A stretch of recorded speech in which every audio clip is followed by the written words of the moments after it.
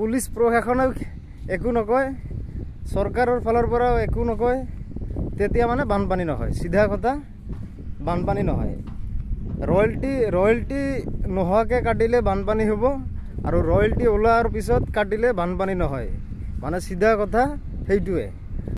Guys, মই মানে এনে মানে আবেলি নদীৰ পাৰত ফুৰিব আহিলোঁ। ফুৰিব আহি মই মানে এটা অদ্ভুত বুলিয়ে কৈছোঁ, মানে এটা বস্তু মই দেখা পাইছোঁ। সেই বস্তুটোক দেখি মানে নিজৰে অলপ বেয়া লাগি আছে যে মানুহে পইচাৰ কাৰণে যি টি কৰিব পাৰে। মানে বহুত দিনৰ পৰা ভাবি আছোঁ যে সেই বস্তুটো মই দেখি আছোঁ বহুত দিনৰ পৰা, আৰু ভাবি আছোঁ, কিন্তু কাকনো কি ক'ম, সেইকাৰণে একোৱে কোৱা নাছিলোঁ। কিন্তু আজি মানে লাহে লাহে মানে কামটো মানে বেছি হৈ আছে, সেইকাৰণে বেয়া লাগি আছে। ভাবিলোঁ আপোনালোকক কিবা এটা কওঁ যে কামটো আচলতে কিমান দূৰ বৈধ নে অবৈধ, আপোনালোকে কমেণ্টত জনাবচোন। নদীৰ পাৰত আহি আজি মই এনেকুৱা এটা বস্তু মানে দেখা পালোঁ। বস্তুটো দেখা পাই নিজৰে বেয়া লাগিল। মানে হৈ আছে আমাৰ ইয়াতে আজি প্ৰায় ৩-৪ দিনৰ পৰা কাম চলি আছে, কিন্তু সেই কামটো মানে কিমান দূৰ বৈধ কিমান দূৰ অবৈধ আপোনালোকে নিশ্চয় ভালকৈ জানে। মানে কথাটো হ'ল যে মানুহে পইচাৰ কাৰণে যি টি কৰিব পাৰে, যিকোনো কাম কৰিব পাৰে পইচাৰ কাৰণে, কিন্তু মোৰ মতে পইচাৰ কাৰণে যি টি কাম কৰিব নাপায় আৰু কৰিব নালাগে। সেয়ে মানে আমাৰে গাঁৱত ইয়া চাওক, এইটো আমাৰ গাঁও, ইয়াতে আমাৰ গাঁও, আৰু এইটো মানে নতুন কাম চলি আছে নতুন ব্ৰিজৰ, আৰু ইয়াত নদীৰ পাৰত মানে আজি কিছুদিনৰ পৰা আমাৰ ইয়াতে মানে মাটি কাটি আছে। মানে মই মানে ভাবিব পৰা নাই, এটা কথা মই বহুত দিনৰ পৰা মানে ভাবি থাকোঁ, মাজে মাজে ভাবোঁ যে চাপ'জ ধৰক ইয়াতে যেনেকুৱা এই কাম চলি আছে, এয়া চাওক, এইটো জেচিবি ডাম্পাৰ লাগিছে ইয়াতে, য'ত মানে কাম চলি আছে। ধৰক যে যোনে মানে কাম লৈছে বা যোনে কাম কৰি আছে,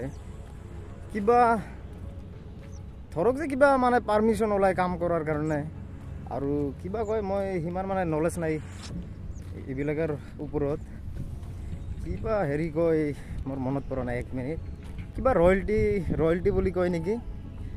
ঠিক আছে, ধৰিলোঁ ৰয়েলটি ওলাইছে। ওলাৰ পিছত যেতিয়া আপুনি বা মই ইয়াতে মাটি কাটিম, বা আৰু ধৰক যে আপুনি মই মাটি কাটিম, ইয়াত মাটি কটাৰ লগে লগে কি হ'ব, পুলিচ আহিব, বা আৰু ধৰক যিকোনো মানে কোনোবা আহি সেই মাটি কটাটো বন্ধ কৰি দিব, কাৰণ সেইটো হ'ব অবৈধ, মানে বানপানী হ'ব। ইয়াৰ নদী ওচৰতে চাওক, আৰু এইটো গাঁও ওচৰতে, মানে আমি যদি মাটি কাটো তেতিয়া চৰকাৰৰ ফালৰ পৰা, পুলিচ প্ৰশাসনৰ ফালৰ পৰাও সেই কটাটো অবৈধ হ'ব, মানে বানপানী হ'ব, কাটিব নাপায়। কিন্তু কথাটো হ'ল যে যেতিয়া মানে সেই ৰয়েলটি ওলাব, কিবা হেৰি ওলাব, সেই বস্তু ওলোৱাৰ পিছত যেতিয়া মানে মাটি কাটিব, ইয়াৰ পৰা বানপানী নহয়নে? মোৰ মনত মানে সেইটোৱে মানে কথা, মানে মাজে মাজে ভাবিয়ে থাকোঁ যে ৰয়েলটি ওলাৰ পিছত, কিবা পাৰ্মিশ্যন ওলাৰ পিছত বানপানী বন্ধ হ'বনে ইয়াৰ পৰা? সেইটোৱে মানে গম নাপাওঁ। ৰয়েলটি নোলালে বানপানী হ'ব, ৰাইজৰ মানুহে কাম কৰিব নিদিয়ে, কাটিব নিদিয়ে।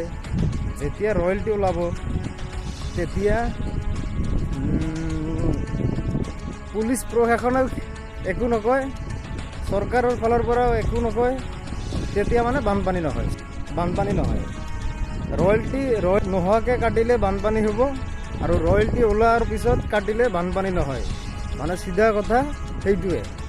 আপোনালোকে কি বুজিলে, আৰু এনেকৈ মাটি কটাটো কিমান দূৰ বৈধ, আপোনালোকে নিশ্চয় কমেণ্ট বক্সত কমেণ্ট কৰি জনাবচোন।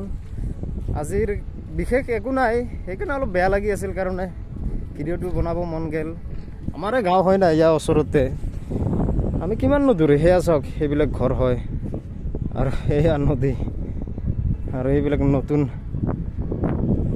ব্ৰিজৰ কাম চলি আছে এতিয়া আৰু এই তাতে এই চাওক কিমান ওচৰত কাটি আছে লাহে লাহে এই বহুত দূৰত আছিল এই বহুত দূৰৰ পৰা লাহে লাহে ইয়াতে মানে আহিছে চ' আজিৰ কাৰণে এইখিনিয়ে নেক্সট ভিডিঅ'ত আকৌ লগ পাইছোঁ আজিৰ কাৰণে বাই বাই